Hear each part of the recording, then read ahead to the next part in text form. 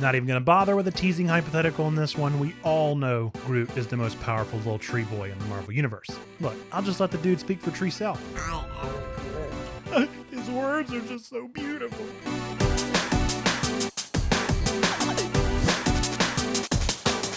Good morning, nerds. I'm Nathan, your nerd pastor here at Checkpoint Church, and I welcome you back to our fourth day of the week of peace. Today we're talking about Groot, and who doesn't love Groot? Who doesn't love Groot? Find me one person who doesn't love Groot. Before we get into Groot, we're going to get into our scripture for the day. Today's scripture is going to be from one of the letters from John the Evangelist, 1 John chapter 3, verses 16 through 18. As always, I'll be reading from the NRSV today, but that's just my preferred translation. It's what's going to be on the screen. If you have a different translation you prefer, feel free to use that one. We know love by this, that he laid down his life for us, and we ought to lay down our lives for one another. How does God's love abide in anyone who has the world's goods and sees a brother or sister in need and yet refuses help? Little children, let us love, not in word or speech, but in truth and action. This is my little boy Groot. Before you say anything, yes, I am aware that he has a big old patch of glue on his arm. He, as my daughter would say, has a bit of a boo-boo. But that's okay, because the good news is that Groot can just heal. Groot is a giant tree-like alien from the species Flora Colossus.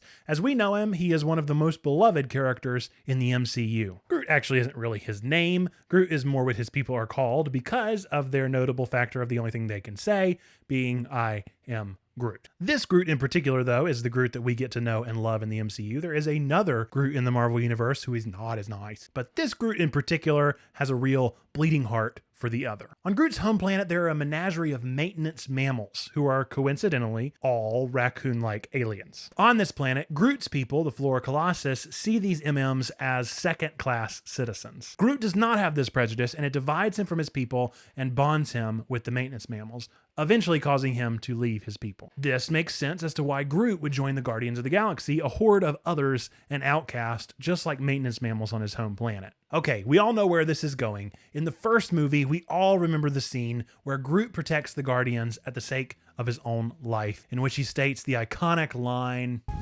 "We are Groot." And everyone is crying and emotional, and it's just too much. It's just not fair. Believe it or not, though, to comic book fans, this really wasn't the first time. First off, we've had a lot of superheroes die and then come back. But even for Groot, Groot actually dies in Annihilation Conquest twice. He dies to the Gardener in Guardians of the Galaxy 9. And Groot gets snapped by Thanos. Man, the dude has died more times than Superman. Now, all of these, with the exception of the Thanos snap, all happen for mostly the same reason. Groot dies protecting others, his friends. It's no doubt pretty apparent how this relates to our passage, right? In this chapter of the letter, John the Evangelist is talking about love versus hatred. He actually uses a comparison and has just finished writing about Cain, who killed his brother Abel in Genesis. In case you aren't familiar with the story, Cain is jealous of Abel and the inheritance and ends up killing him in return. But John isn't actually telling us to not be like Cain. It's not about Cain at all. We aren't Cain in that metaphor. Instead, John is just informing us that if we choose to walk this path of the Christian, we're able. John is essentially telling us that if we want to live as Jesus did, if we want to be peacemakers, we're basically putting a target right on our backs. In a sense, the comparison in Abel and Cain is not actually really about Jesus. It's about people that want to be like Jesus and the rest of the world. Essentially, heads up, you are Abel and the people you are called to love are Cain. They hate you. They would rather you not exist. And you have to love them anyway. And it's going to suck. It's going to hurt. But why should we still do it anyway? To protect them.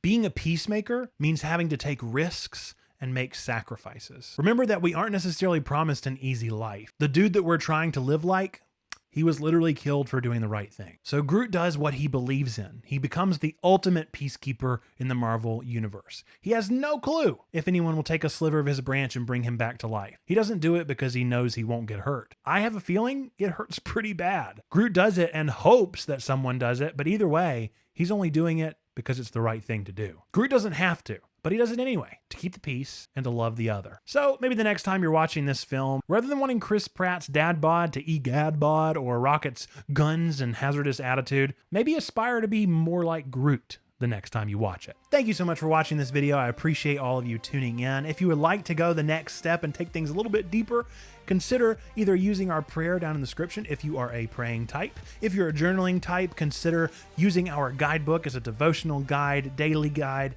Sabbath, Sunday. It's got everything for you. If you are the talking type, maybe consider going to our Discord, joining our community, and getting to know us. Also, we do have our live AMA podcast. If you have any questions that you might want to ask me, that's live today, twitch.tv/checkpointchurch at 1 p.m. EST. And if you want to join us to watch the Game Awards live tonight from 7 p.m. to 11 p.m. EST, feel free to join us on Twitch as well. With that, let's put this tree on a tree. Treeception, am I right? That is all for this episode. I look forward to hopefully seeing you tomorrow for our final day of Peace Week. Same time, same place. Who's it going to be? Well, you gotta watch, find out. Till next time, folks. Bye-bye.